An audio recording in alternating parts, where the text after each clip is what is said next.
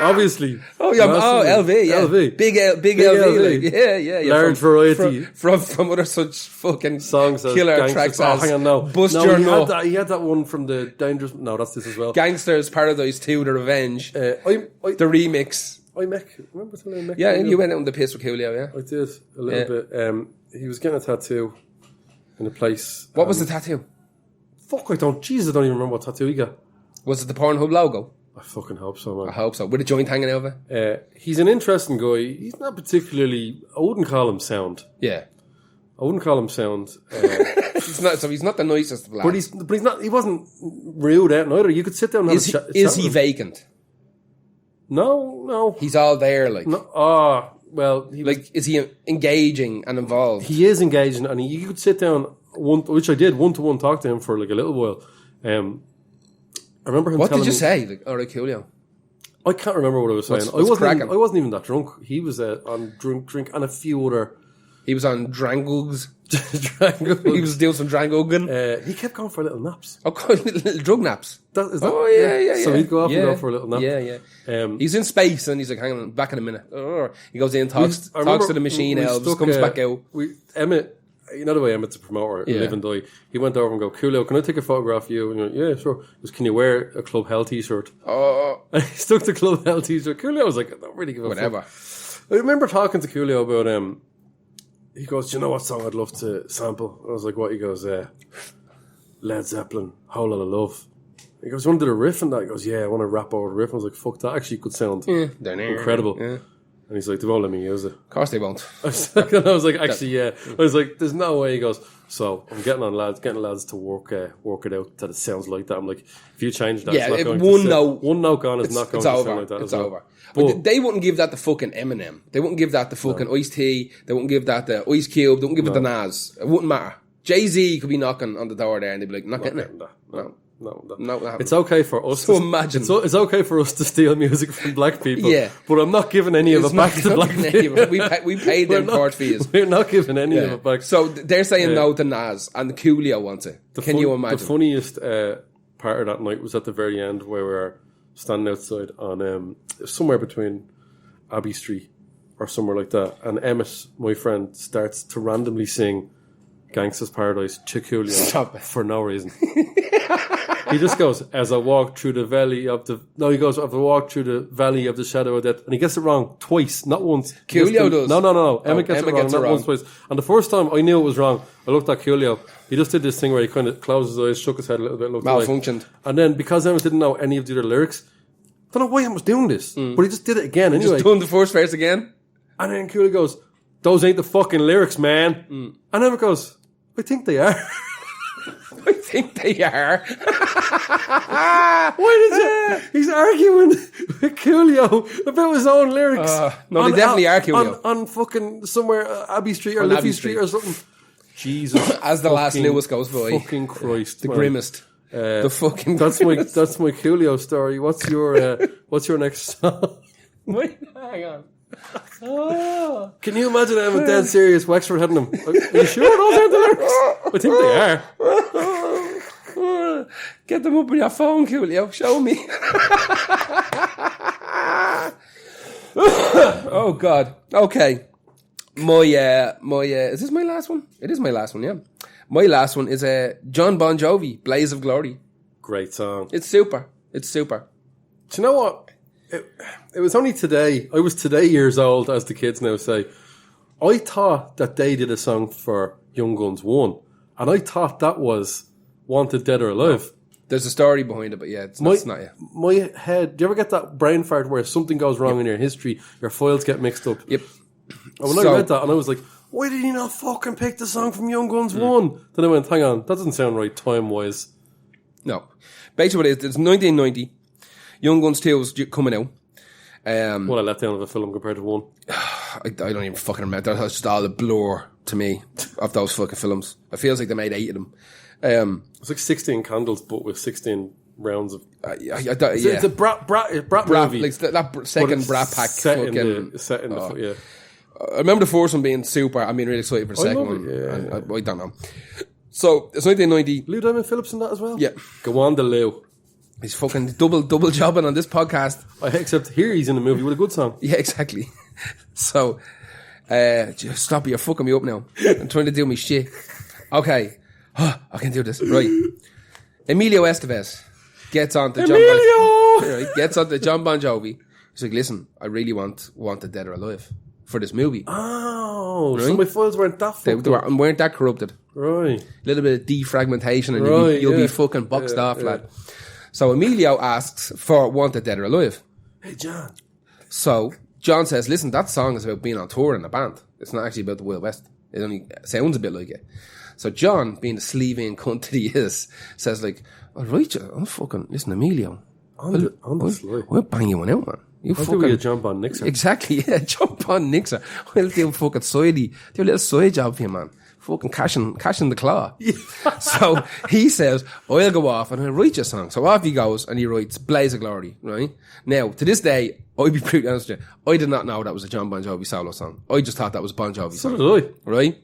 Now, that is his first number one, I believe his only number one John Bon Jovi solo song, right? Did he do another Rodgers and Chic? Yeah. He does it now. He does John Bon Jovi and the Bon Jovis or something like, he does something like that. Cause I don't know who the fuck slept, Richie Sambora and all's gone, aren't they? I don't know who the fuck slept in that band. It's I love that he chose to, for an ensemble cast movie, he chose to go solo. What a Bon Jovi move. But this is where it gets better. He assembled a crack team of absolute savages to be on this song. Right? Jeff Beck on guitar. No way. Jeff fucking Beck plays guitar on it. Right? Robin Crosby from Rat plays guitar on it.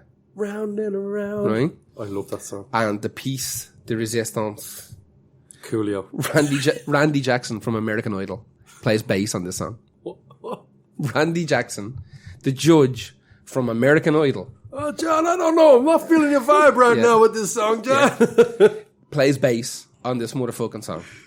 A guy called Ben Montench, who played, he was in the Heartbreakers with Tom Petty. He played piano on it as well. But would have been brilliant if he was in the Heartbreakers, straight up. Randy motherfucking Jackson plays bass on this song. Was he big and bald then? Was he wearing little glasses? Don't know. He's a likeable fella. I only know him from, I've never hung out with him like you did with Coolio. Like, yeah, I was going to say. I couldn't speak to met a few. You might know, I wonder if he knows the lyrics to fucking Blaze of Glory. But, yeah, that he assembled like a team of young guns himself, and off he went. Recorded. He assembled a team of young guns. Yes, and off he went. Delete that from the podcast. Delete that line. Off he went. Recorded his fucking solo album. I've never listened to it. I only know this song. He's got I'm not. There's never an album. To that solo There's an album. Never. Listen to that. And I believe they all played on that. All those guys played on it as well. But yeah, he was asked by Emilio Estevez, what Dead or Alive, and he said, I'll fucking do you one better. I'll actually write you a song about this fucking film. So I don't have to give the lads any money. And it'll just be me, John and the fucking Jovies. And fucking off I go, it boxed off. Because the name's the fucking same. I don't give a shit. Like, it's an absolute... Name's the same. Only the names. Oh, yeah. Oh, that's the other one. Oh, it's so confusing. Stupid cowboy songs. Anyway, yeah, that's my last one. That's my last one. And that's... you know what? I'm going to be honest with you. I only picked that one because Randy Jackson from American Idol played on it. Like, it's a great song and all. It is a super song. But like, when I was looking through, as with all podcasts, we have this kind of refinement process. But by Jesus, when his name lit up on that article about the musicians. He's me, man. Like, I was like, that's too good of a lump of trivia. Like, it's worth wading through shy just to be able to say that. Oh, right, what's your last one? Hit me with your last one. My last one is a tiny bit of a cheat. Tiny bit of a cheat. This was songs written for movies. Yeah. This was written, but did absolutely nothing for a couple of months till it was picked up for the movie. Oh, I know we shouldn't do that, but the reason I picked it is this song, Wicked Game by Chris Isaak, will always be the song from Wild at Heart for me. Yes. Always. Always, yeah. Before, there's no way I would have heard it without that. Well, you wouldn't have. It came out, I think it was, it did nothing for a couple of months, did nothing. It was picked up by David Lynch. Like Old Town Road. Like Old Town Road. Which has now beaten every record ever. Longest running song in any chart. Fucking hell. Yeah. Really? Yeah. You sure? Beaten, Mariah Carey had the record. Go on, the Old Town Road. And it's beaten her. Yep. Anyway, back to Chris Isaak. I'm happy for that. Yeah, so it was picked up on a radio station, and then his career launched from that. Straight up, without this song being on this movie, and it was only a few months in the difference, so that's why I'm allowing this little... It's a killer song. It's a fucking killer. Wicked Game is possibly the sexiest song of all time. Yeah. It makes me think of full sex. Full actual sex. Full. Like we put it in, like. Where it goes in. It goes in. That bit. It goes in all the way. And it's so warm. No. I'm going to be brutally honest with you. Warm. You see this Chris Isaak.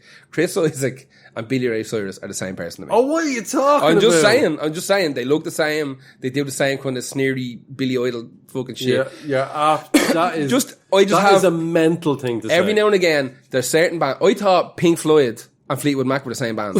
No, well, to be fair, right? To be fair, early Pink Floyd and early Fleetwood Mac are very. They're touching dicks. The warm dicks. Like you know that, like the Peter Green fucking Fleetwood Mac, and then the Sid Barrett. You know, they're not million miles away. For some reason, they both went in different directions. I think it was just similar people doing music that wasn't a million miles away of a similar era with maybe a font or something stupid. It was that big psychedelic. Yeah, no, but early Fleetwood Mac is nothing like then. Yeah, so okay. But these so Billy Ray Cyrus, Wicked Game. Yeah. Chris Isaak is nothing like him. He's a mildly country bluesy guy. Let's leave it up to the listeners. Leave it to the listeners. They're going to look. You've just made a show yourself. Chris Isaak is one of the most. Man, I have a little man horn for him.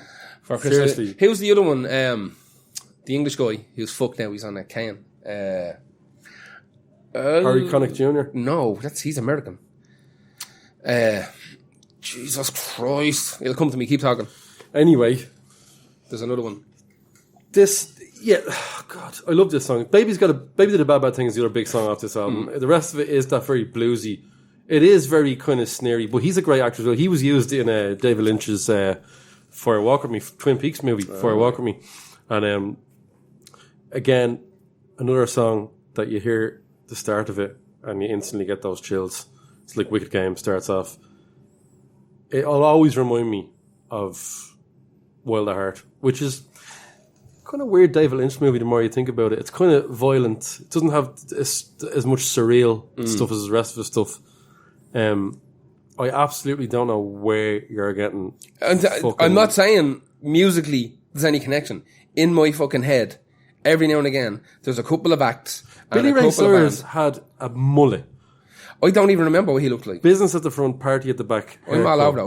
I'd love to have a haircut. Chris Isaak had a floppy fucking mechanic's hair, like a like a fucking 80s short back and sides. He looked like an 80s American mechanic that only worked on Cadillacs. Yeah, like a haircut. Like sides well shaved and shit, didn't he? No, really. Had like a greaser. He had a grease. A greaser. But the sides were just kind of combed. The other fellow I'm thinking of has a greaser haircut. Who were you thinking of? It's gone. Forget it. It's gone. It's left me. Well, I'll tell you on another podcast, and we can fight over it. He might be the Sasquatch. He might be the missing link between Chris Isaak and Billy Ray Cyrus. Well, when you put the two of them together, and I'm trying to think of a third person, you could be talking about Jesus Christ. You could be talking about fucking Madonna. I've never met a girl like you before. Edwyn Collins. Him. I was going to say him, and I was like, that's way later. Edwyn Collins, yeah, that's the connection. I'm not thinking about. He reminds me more of he's fucked Elvis now, Costello. Yeah. Fucked now. He is fucked, isn't he? Yeah, he's got like spina bifida or something. I don't know what it is. He's all bollocks. Parkinson's and he's fucked. He's still gigging. Yeah. He's still gigging, yeah. I think he's doing a gig here now in a while. Scottish lad. I think he just sits down and fucking... I despised that song when I first heard it with a passion. It's a super fucking song. Something happened over... You know, you mellow to a song, yeah, and then you go one further and you start to really like it. Yeah, it's so good. That's weird that I went full circle. It's dirty, like... Well, not full circle because I'd hate it again, but I went 180. Fuzzy fucking... It's so good. My mouth can't even do the noise. Jesus Christ, it's so good that I can't do it. So... I don't know what else to say about Wicked Game. The world is on fire. No one could save me but you. Great fucking opening line. It's a cracker of a song. It's a fucking cracker. It is filth. Yeah. Oh yeah. Porn. That should be the Pornhub. Him and Coolio should do a fucking song. Yeah. We should petition Pornhub. Tell you what, we'll do a bit of research on Pornhub over next week, right? See if they need a bit of a helping hand. And re-kick their career in the music industry off, and we'll put the two. I'm boys thinking together. they might not care or need that. listen, I'm sure they're willing to diversify their portfolio